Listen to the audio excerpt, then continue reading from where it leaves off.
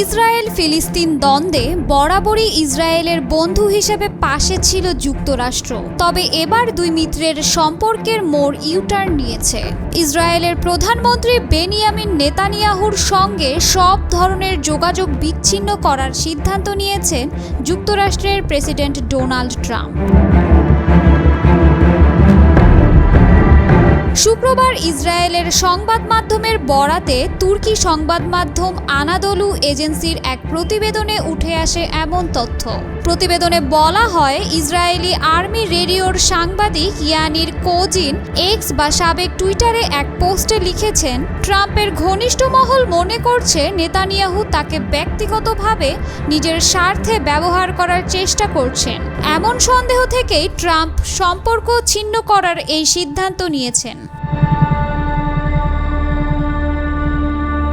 ওই প্রতিবেদনে বলা হয়, ট্রাম্প ও নেতানিয়াহুর মধ্যে ব্যক্তিগত সম্পর্কের অবনতি হয়েছে। দুজনের মধ্যে বাড়তে থাকা হতাশা ও দূরত্ব স্পষ্ট হয়ে উঠেছে।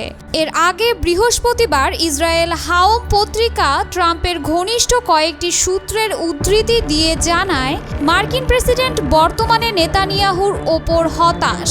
তিনি ভবিষ্যতে নেতানিয়াহুর অংশগ্রহণ ছাড়াই মধ্যপ্রাচ্য বিষয়ে কিছু গুরুত্বপূর্ণ পদক্ষেপ নিতে চান। একজন ইসরায়েলি কর্মকর্তা জানিয়েছেন, সাম্প্রতিক সময়ে রিপাবলিকান নেতাদের সঙ্গে আলোচনায় ইসরায়েলি মন্ত্রী ডারমারের আচার ব্যবহার ট্রাম্পের ঘনিষ্ঠ জনদের কাছে ঔদ্ধত্যপূর্ণ ও অসহযোগিতাপূর্ণ বলে মনে হয়েছে। ওই কর্মকর্তা আরও বলেন, ট্রাম্পের আশেপাশের লোকজন তাকে বলেছেন নেতানিয়াহু ট্রাম্পকে ব্যবহার করছেন। পরিচয় গোপন রাখা ওই কর্মকর্তা আরও বলেন, ট্রাম্পকে একটা বিষয় সবচেয়ে বেশি খেপিয়ে তোলে, যখন কেউ তাকে বোকা বানানোর চেষ্টা করে বা চালবাজি করে। এ কারণেই তিনি নেতানিয়াহুর সঙ্গে সরাসরি যোগাযোগ বন্ধ করার সিদ্ধান্ত নেন। অবশ্য এখন পর্যন্ত যুক্তরাষ্ট্র বা ইসরায়েল দুই দেশের কারো পক্ষ থেকে এ বিষয়ে আনুষ্ঠানিক কোনো মন্তব্য করা হয়নি। তবে ইসরায়েলের হাওম নামের একটি পত্রিকায় প্রকাশিত একটি প্রতিবেদনের সঙ্গে ইসরায়েলি আর্মি রেডিওর সাংবাদিক ইয়ানির কোজিনের বক্তব্য মিলে গেছে।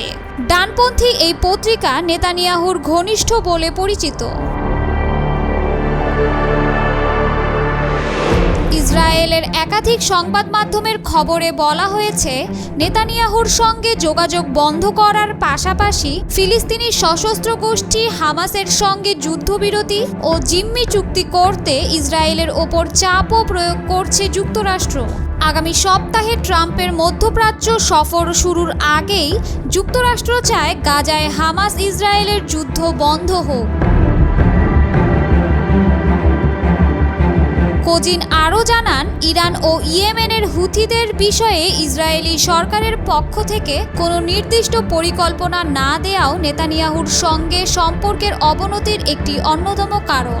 এছাড়া গাজার বিষয়ে নেতানিয়াহুর সরকার কোনো স্পষ্ট প্রস্তাব দিতে না পারায় ট্রাম্প প্রশাসনের অসন্তোষ আরও বেড়েছে বলে উল্লেখ করেন ইসরায়েলি আর্মি রেডিওর এই সাংবাদিক। ইসরায়েলের প্রভাবশালী সংবাদ মাধ্যম হারেটজ গতকাল শুক্রবার জানিয়েছে, যুক্তরাষ্ট্র ইসরায়েলকে হুমকি দিয়েছে, যদি তাদের নির্দেশনা অনুযায়ী হামাসের সঙ্গে তারা যুদ্ধবিরতি ও জিম্মি চুক্তি না করে তাহলে তাদেরকে একা ছেড়ে দেয়া হবে, অর্থাৎ যুক্তরাষ্ট্র আর পাশে থাকবে না।